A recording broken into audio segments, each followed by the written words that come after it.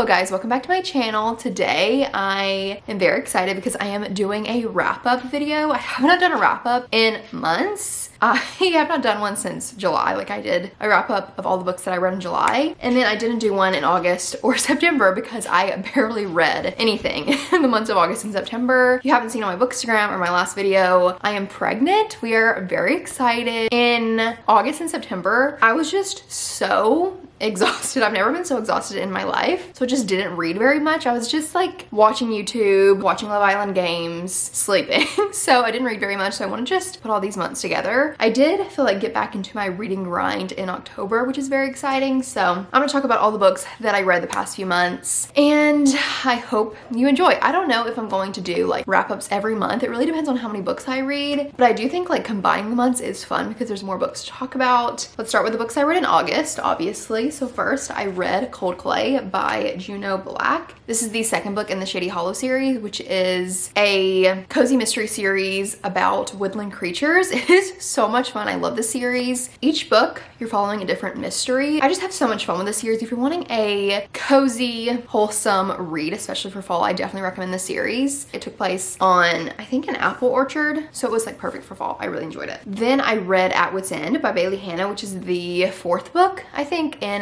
the Wells Ranch series, and I love this series. It is a cowboy romance series. It is very spicy, so just be aware of that. If you don't like spice, if you don't like to skip spice, I wouldn't recommend this series because it is very spicy, but I'm really enjoying it. And this one is a single mom. Female main character is like, he works on the ranch, and I loved this book. I loved the main character so much. I love seeing the characters from the previous books and like the found family that's built. I loved how close the main character got with the female main character's son. It was so sweet, and I'm so excited but scared for the next book. Thank you so much, Dell, for the arc of this. It comes out in December. Next, I read Dark Waters and Empty Smiles, which is the last two books in the Small Spaces series. It's a middle grade spooky series. These are just like quick, easy, spooky reads, especially for the fall season. And since they're middle grade, they're not too spooky, which I enjoy. I love the like friendship aspects in this series, and the third book ends on a cliffhanger, so I was very excited to read the fourth book. I read them back to back. The last one actually kind of gave me Caraval vibes in a way, and it was very fast paced. This first one was my favorite, and the second favorite was Empty Smiles, which is the last one. It wrapped up a little quick at the end, but I still had a good time reading this series. Fun, good time for fall. Next, I read Sheets by Brenna Thumler, which is a graphic novel about this ghost who ends up in this laundromat that the female main character, her dad owns it, and so she runs this laundromat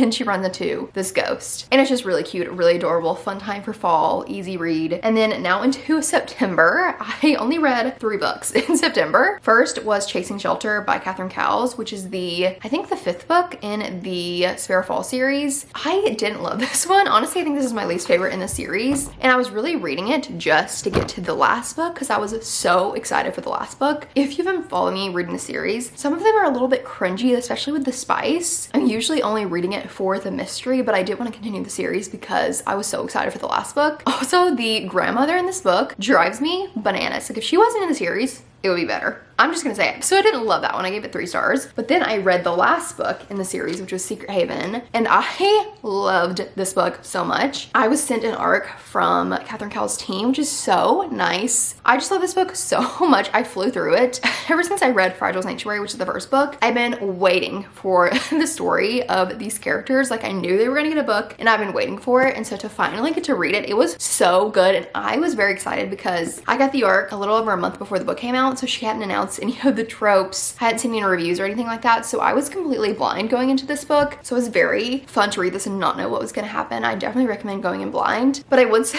you need to read like the whole series to really get the emotional impact of this book, to really enjoy the romance between these characters, because you're just waiting and fiending for these characters for so long. So I would recommend reading the whole series just to get to this one because it was so good. I feel like there were so many twists and turns, and the female main character works in social work and like foster care. I just love learning more about the foster care system, social work, things like that. I love the female main character. She was such an angel. I feel like it takes a special person to work in that field, and she was just like so sweet. I really admired her character, and I loved the male main character. He was like, had a rough exterior, but he was so sweet to the female main character. Like, the people he loves, he is just an angel to them. Oh my goodness. I gave it like a 4.25. such a good book. I'm sorry guys, I have to take a break because one thing from pregnancy is I cannot breathe. I'm literally out of breath all the time. Next, I read In Your Dreams by Sarah Adams, which was one of my most anticipated releases of the year, of technically 2026, but then they pushed the book to this year, December 30th, and I got an arc of it, and it was so good. I gave it 5 stars. I love this book so much. It's not my favorite in the series because nothing could ever top Practice Makes Perfect for me, but it was so good. Maybe my second favorite, I don't know. I need to like reread it and reread When in Rome because I love When in Rome, but this one was so good. This is the 4th book in the Rome, Kentucky series. I definitely recommend reading the series in order because of the found family, and like seeing the characters from previous books is really fun. So it is an interconnected standalone series, but I recommend starting with When in Rome, and the whole series is so good. This was also another situation where I feel like I've been waiting for this character's book, like these 2 characters' book, for so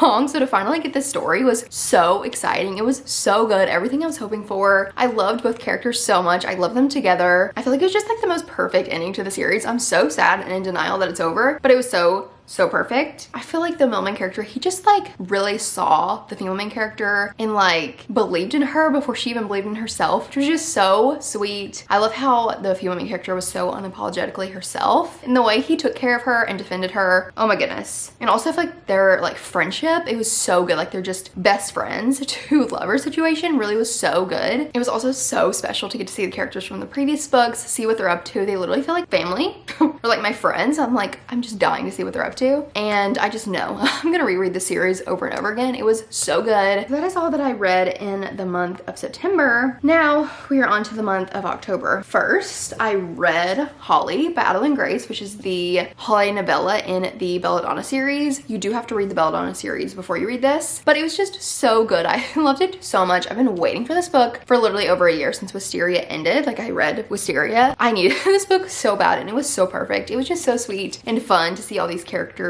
and like the holiday festivities that they get up to. The plot was really interesting. I love 2 of the main characters from Wisteria. I love them so much. I love the characters from Belladonna, like the other characters, but my favorite are the ones from Wisteria, and so getting to see them, so good. I gave this 5 stars. It was just perfect to me. It was also just so beautiful. It's like illustrated inside, which is just absolutely stunning. I don't want to give too much away, but there's just these beautiful illustrations in it, which are just absolutely stunning. If you've read the Belladonna series, you need to read this. If you haven't, you need to read it and then read this. It was so good. Next, I read Walking Myself Home by Ali Otoski. She's my best friend, and she is absolutely incredible, and she wrote a little poetry book, which is just so cute. I'm so excited because this came in today, so I was able to hold it in my video, and it is just so good. I gave this 5 stars. Obviously it was perfect. I just love Ali's writing so much, and it was so like real and raw about like life in your like teen years to in your 20s, depression, things like that I just think a lot of people can relate to, and I highly suggest reading this. It's on Kindle Unlimited. You can buy the ebook, you can buy the little paperback, which is so adorable. If you have not read this, you need to. If you have not read More Than Just Us by her,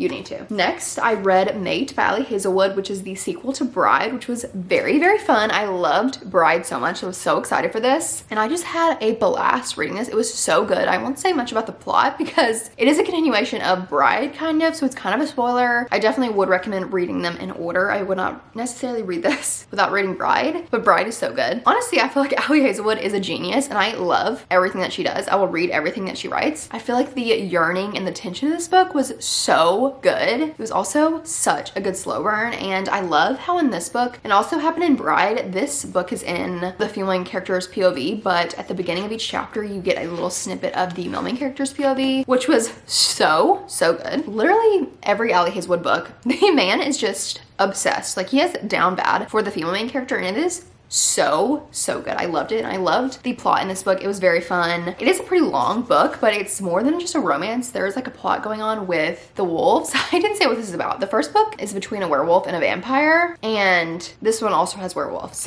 That's all I'm gonna say. I just had so much fun reading this. I didn't want to put it down, and I just absolutely love Ali Hazelwood's books, and it did not disappoint. So good. I think I enjoyed it more than Bride.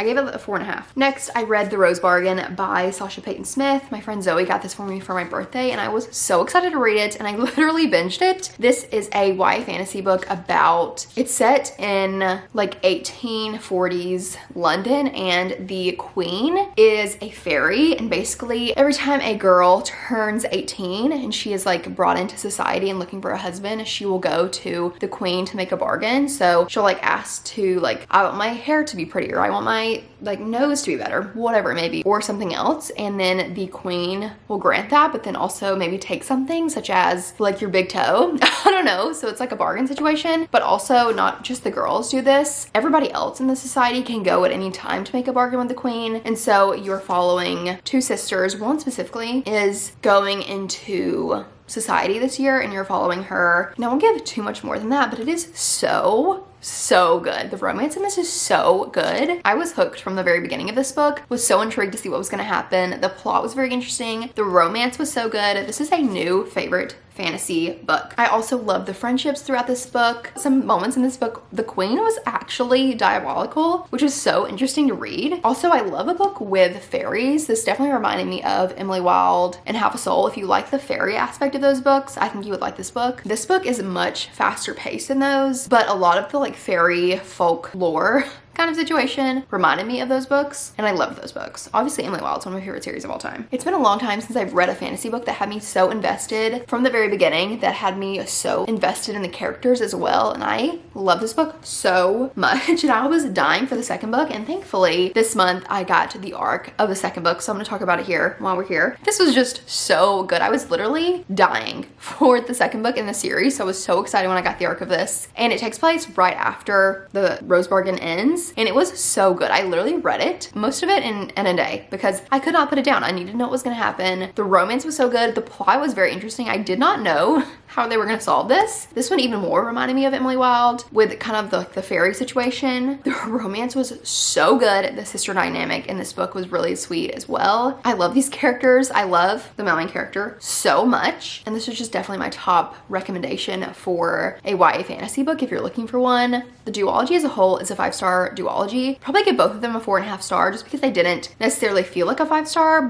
but this duology is definitely 5 stars. And I finished The Rose Bargain and did not read anything for like a week because I could not stop thinking about it. I needed to know what was going to happen. So I read the second one and now I feel like I can breathe again. It was just so good. Next, I read Hot for Slayer by Ali Hazelwood, which is like her little vampire novella that she came out with this year. It's like in a series with the other books, but it's basically about a vampire and a vampire slayer, and it was so much fun. I read it very quickly. Obviously, it's like 80 pages, and it was so much fun. I love the unique plot. It's also set on Halloween, which is very fun. Also, Ali Hazelwood is just so funny. She's such quick wit and humor, and I love her books. So next, I read Mile High by Liz Tomford. I was sent the deluxe edition of this book from Entangled Publishing, so thank you so much for this book. It is so beautiful. They are being traditionally published into these beautiful deluxe editions. I'm so excited to get the rest of the series. In this edition, I read probably like a little over 100 pages of Mile High like a couple years ago when I first started reading the series. This is the Windy City series, by the way. It's a sports romance series, and I DNF'd it. And then like a year ago, I picked it up again and got to page like 200. Like I got very far in, and I didn't technically DNF it, but I was in a slump, so I just put it down. So I never finished this book, and then I got sent to the deluxe edition, which I am just so excited about and so thankful for. So I was like, I have to finish this book. I'd always intended to go back to finish it because I love the series so much. So I did, and I just loved it. I gave it 4 stars. It is my least favorite in the series, but I still really enjoyed it. I do think the series just gets better and better as you read. I had such a good time with this. It's about a hockey player and a flight attendant, and I feel like Liz Tomford's writing is just so quick, so easy, so fast-paced. I love sports romance, and I just had a great time. Every time I saw Ryan and Indy, who the second book is about, I literally died because I love them so much. So to get to see them in this book was so fun. I loved like groveling, how obsessed the main character was with a female main character. So good. And I binged like the second half from like page 200 so fast. So definitely recommend this series, obviously. But now I can say that I finished Mile High and I really enjoyed it. Next,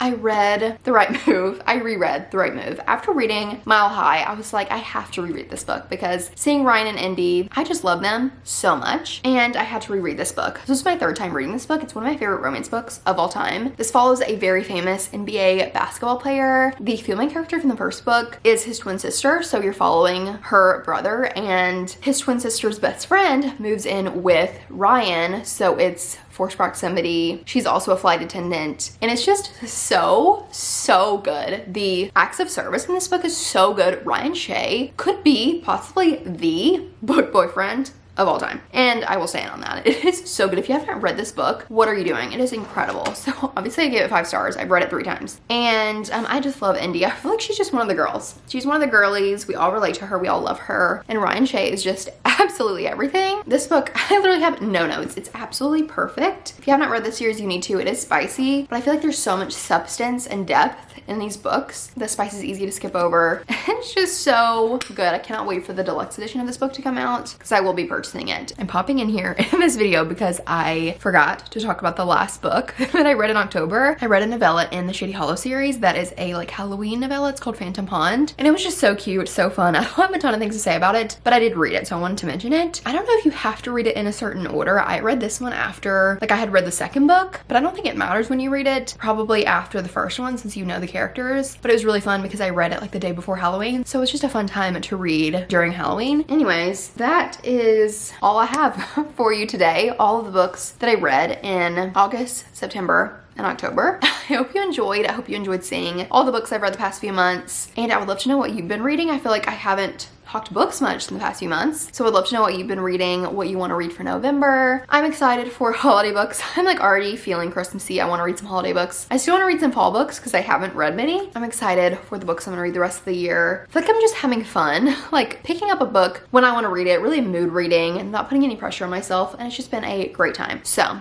anyways, that is all for this video. I hope you enjoyed, and I will see you in my next one. Bye.